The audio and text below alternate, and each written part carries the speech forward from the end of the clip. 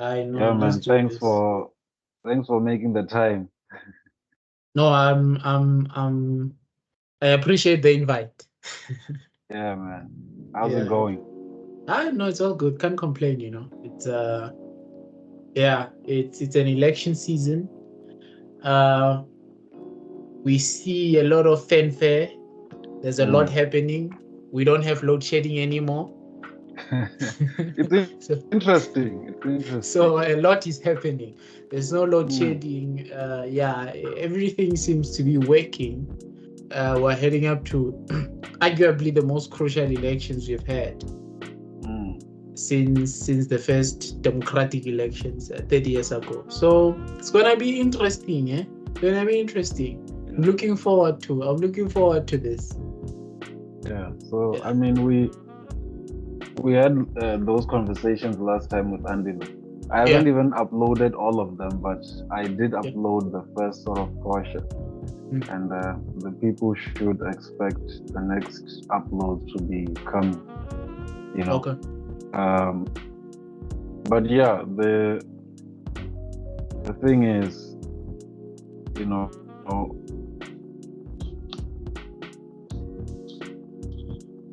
aside from the conversations we were having about our national politics, obviously because we're going into elections, Yeah. I thought it was also important to have, what I told you and referred to as meta conversations, sort of conversations around politics and not necessarily in terms of who you are going to be voting for and whatever surface level reasoning you may have, but Yeah. to have a much broader view of the political landscape, even starting at a global level, Yeah. so that you can understand how global events, global movements, and global moves affect our national politics, Yeah. Yeah. and how you could be positioning yourself with a certain political party and not know that they actually align with certain forces that are against your interests. Absolutely. And Absolutely. you not being aware of that, and you Yeah. maybe just voting for them based on surface level, maybe rhetoric. Rhetoric. Yeah. You don't realize, and so that's why I felt. Firstly, I think my aim, and the good thing is I don't copy anyone. I think my that has always been my strength. So even in our conversations, no one else is going to be having these conversations. It's Yeah. these are only conversations we are going to be having, and in the way that we are going to be In having the them. way that we have, in a unique way. Let me plug Yeah, my charger. sure, sure.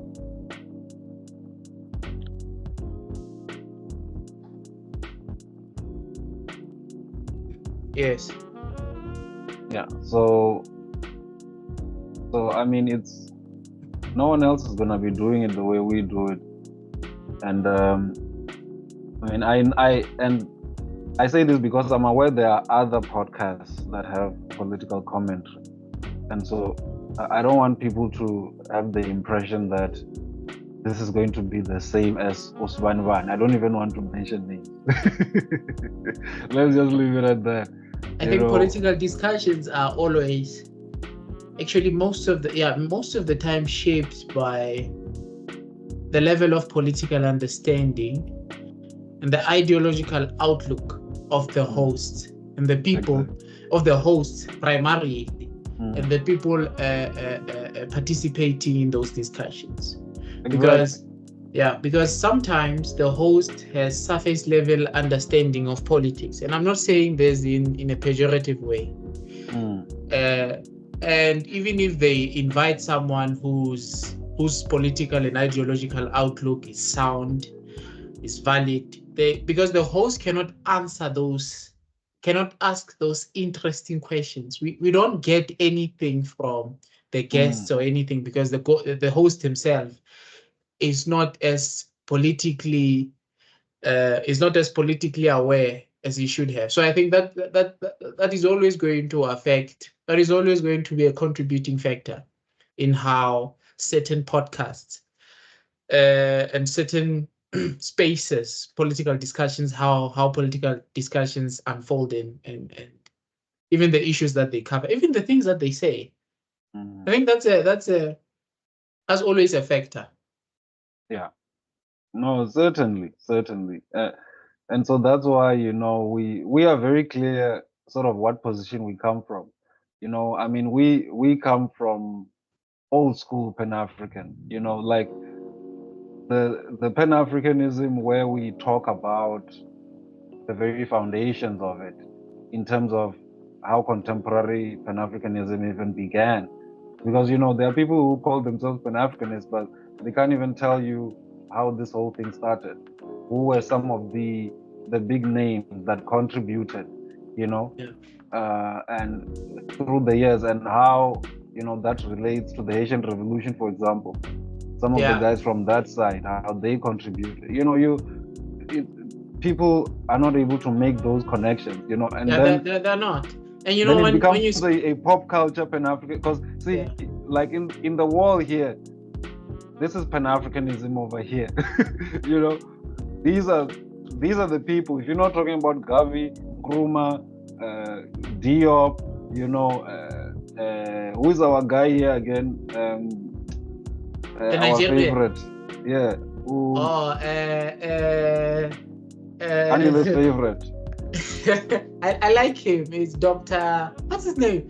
His name always escapes me. And now he does right. From here, he's the one that I've read the most.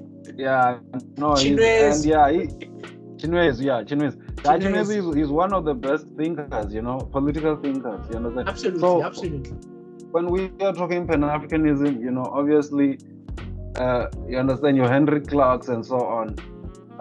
You can't talk Pan-Africanism and not talk Gavi, because you can also bring in maybe a Du Bois, And Gavi brought a crucial element to Pan-Africanism that wasn't at the center before Gavi. And that's the question of race.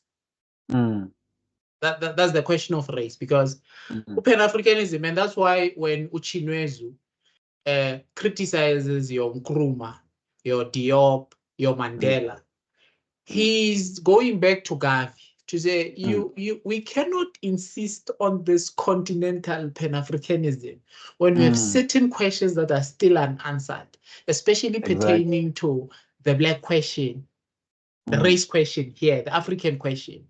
So so I think Gavi for me is a very important, a central figure in Pan-African history. He's also key because he's one of the people really that impressed this idea of sovereignty and self-determination, that absolutely you need to own your own things.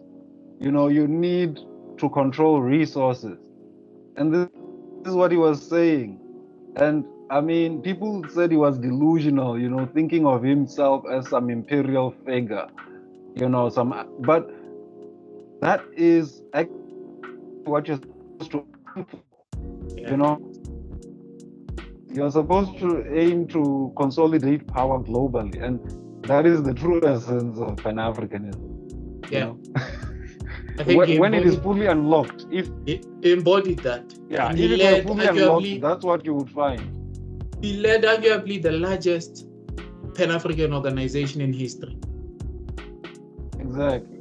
With membership spread across 3 continents at the time where there was no social media, the time where there was no telephones.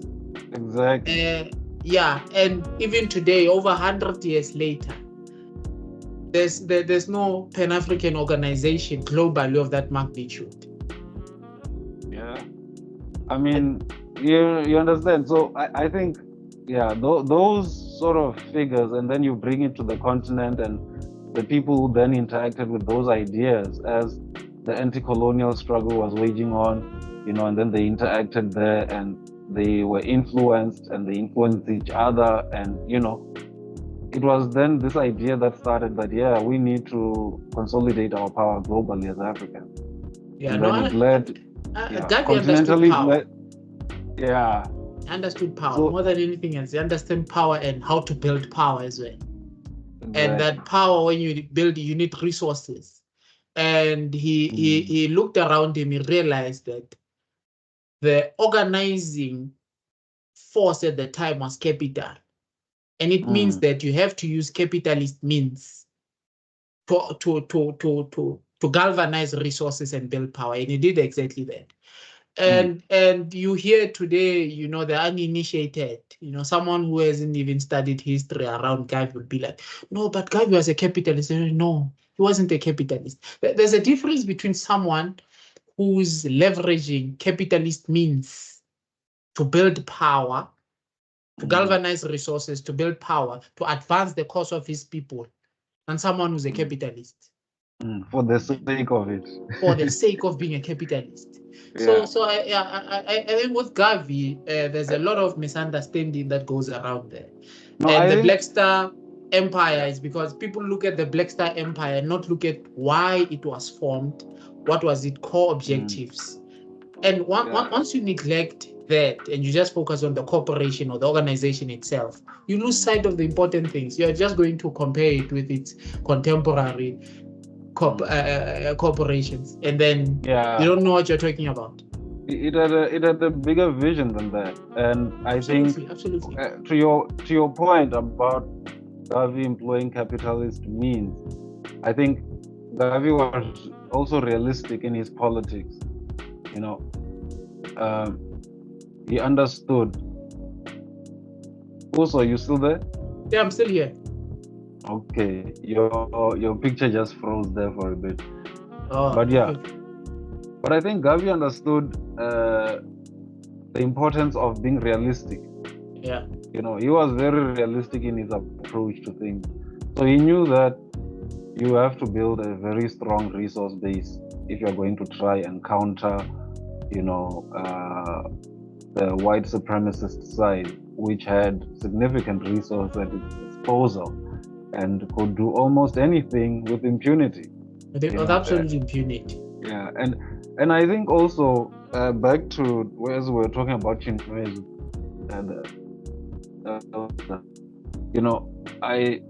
I think it also is going to feed into the conversation we're going to have about, because we are continuing just on that conversation about geopolitical positionality, for Africans, because I think sometimes we confuse certain issues in terms of how we align ourselves geopolitically. So I think that conversation, is outstanding in terms of, okay, we have different types of people in the African continent. And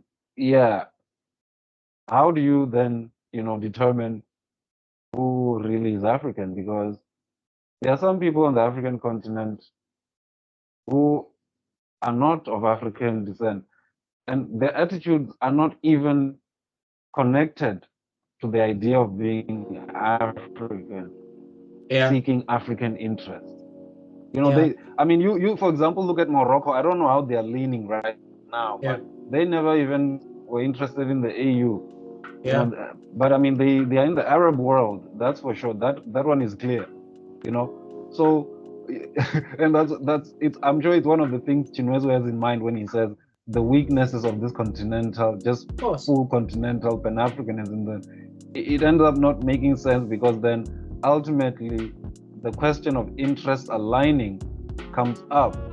You could be right here in Africa, and then we ask you, okay, in terms of interest, do your interests align with the rest of the African people? What we are saying we want, and if it doesn't, then it creates a tension there.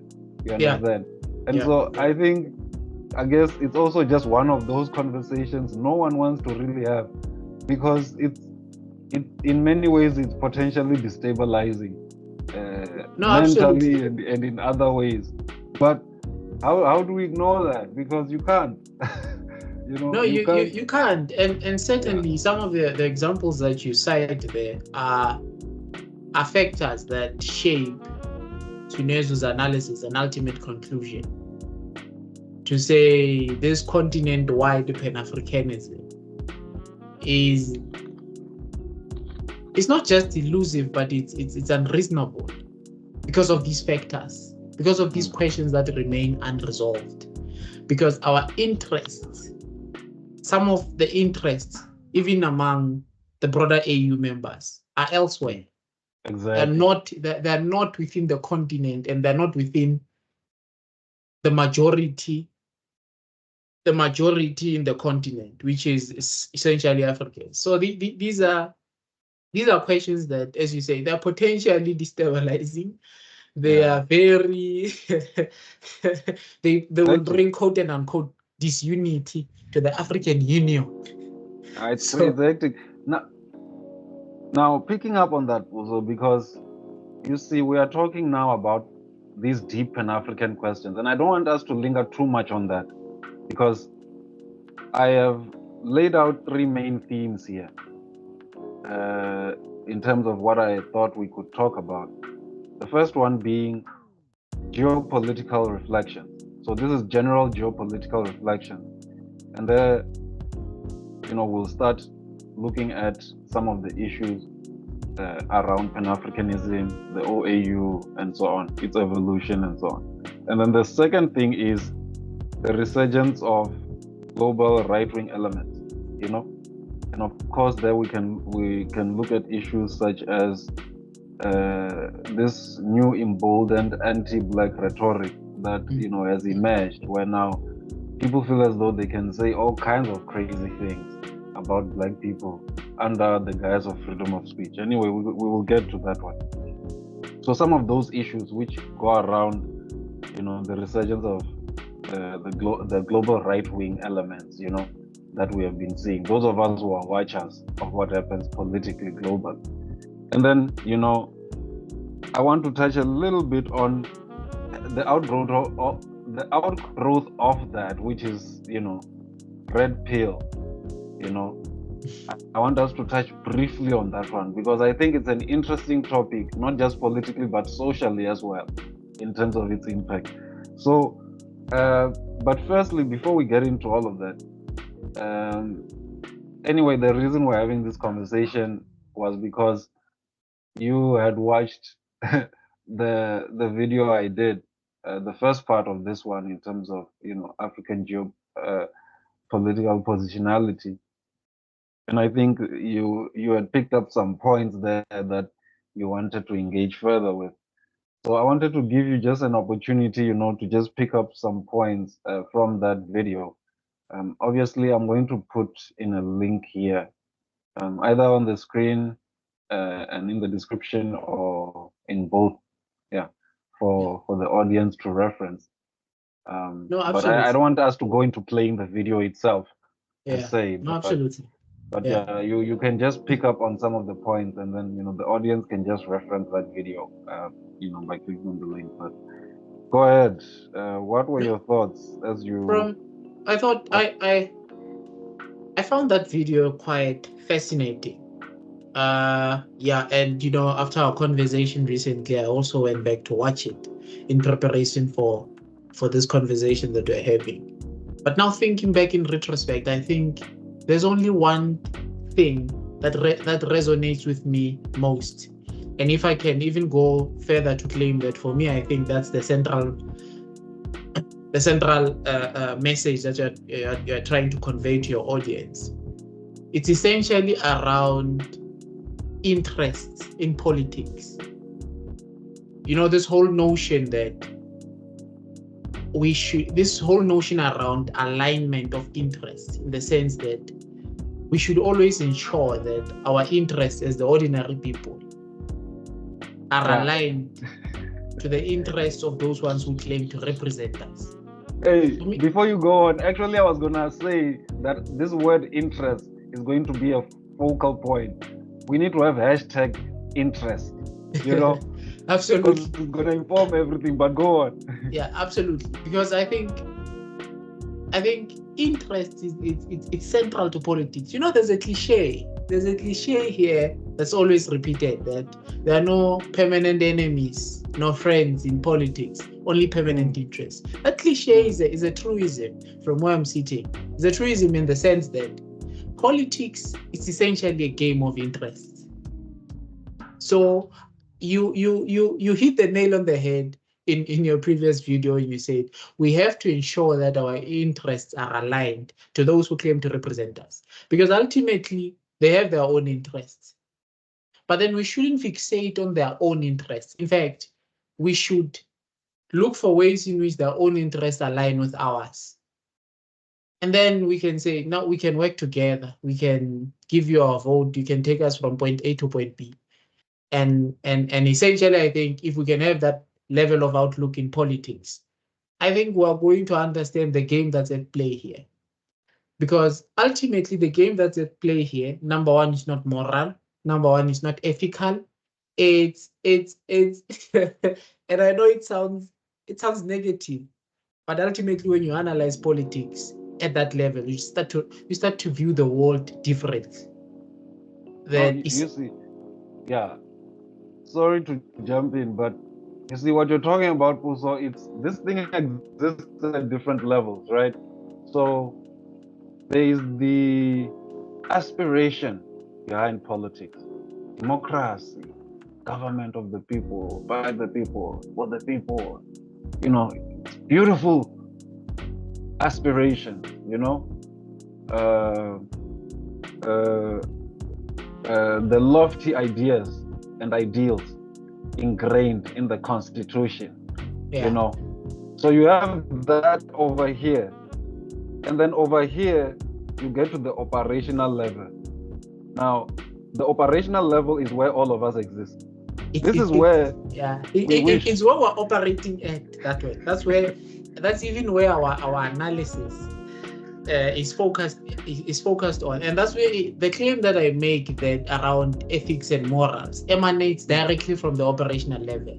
Yeah. And linking the two, I think I can even borrow from one Dilem Pritam when he says that ultimately we are participating in politics to end politics.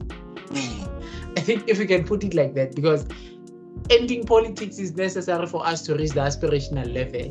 And ending politics in this sense is ending the operational level, where it's essentially just about interest. And that's where but you see, it's like for politics to end, you can't want to end it. I agree with Umlitama that we have to end politics, but it has to be we have to reach the aspirational level, and politics will inevitably end. It's like what I keep saying, that it's like sowing and harvesting. You see, and my spiritual teacher Benami used to say this, that you have to understand what you're experiencing now as a harvest of seeds planted in the past. And so the seeds that have been planted here in South Africa for the last 30 years, we are experiencing the fruit of them now. You understand? And so that's why it's so important, the decisions that you make, because whatever has been going on in the last 30 years, what you're experiencing now is no accident. This is the result, and so it should tell you, maybe we should think about planting different seeds, maybe. Maybe it's time to reconsider the kinds of seeds we are planting, because the harvest is not ideal for us. So, I like that analogy, especially leading up to these elections. Exactly. It's like, and this is what I say to people, that, democracy, it's not as beautiful as everyone thinks it is. Because you are literally saying everybody can say something. Everybody. I don't care who. Everyone. Now, sounds great, but hey, there are areas where it has problems. Because if the majority of the people, ain't clear, then they will make the wrong choices. and according to those choices, all of you shall be governed. So there is of course the converse, which can be that, well, the majority of the people are clear and they make the best decision, and then we all win. But there is always the danger of that other side, which I think we're experiencing that other side. So now, it's at least if you were under an authoritarian regime or whatever, you could always say, these leaders, whom we don't even get to choose, they are just oppressing us. Democracy is not like that. I mean, democracy, you get just what you ordered, Yeah. And if you say, I'm not going to vote, this system is useless. And if you don't vote, and the majority of the people who are sufficient to vote, and it passes through, whatever they choose still governs you when you have not voted. They take decisions on your behalf. So either way, like democracy, just you're gonna make a choice and you'll get exactly what you choose. And that may not always be great.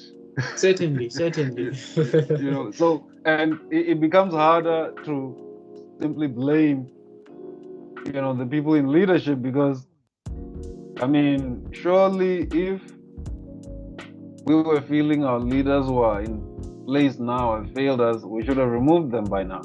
That's democracy. You should have voted them out. And the fact that they continued means you have not done enough. Yeah, and I like what you're saying. I like what you're saying, because it somehow corroborates with what I always claim in my circles, that in as much as we have every right to blame the governing party for the mess that has been the past 30 years, in the same vein, we ought to blame the electorate. We've been giving them political power in every successive election, even against the backdrop of this mess that we see that's being reported to us. Corruption, things like Marikana, life is demanding. There's been a lot of scandals in this country, and yet every time after those scandals, we went back, the electorate in the majority, to give them political power. Now, we've been without lights, that we have an economy that doesn't have any jobs, inequality is on the rise, unemployment skyrocketing. It's a mess. So there's a point where we have to start having conversations with the electorate. Right? And the reason why I like to put the electorate also to blame is because we should stop thinking people are just, we should stop infantilizing the population and now putting the blame, everything on politicians. Because politicians get this power. Like they're our parents or something. Yeah, because politicians get power from the electorate, from the people. Yeah. So there should be somewhere where you should stop and say, wait, we must start taking equal responsibility now, because we are giving these people who are messing up the power to do so. So my question that I always ask is, at what point do we start having those kind of conversations, holding the electorate responsible? And this thing of the electorate hiding behind, the usual responses, there's no alternative, we don't know who to vote for. Those are excuses, if we're being honest.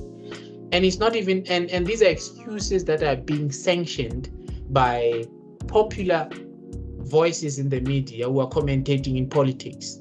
There's this notion where commentators, so-called analysts, they like repeating the same line, that there are no alternatives.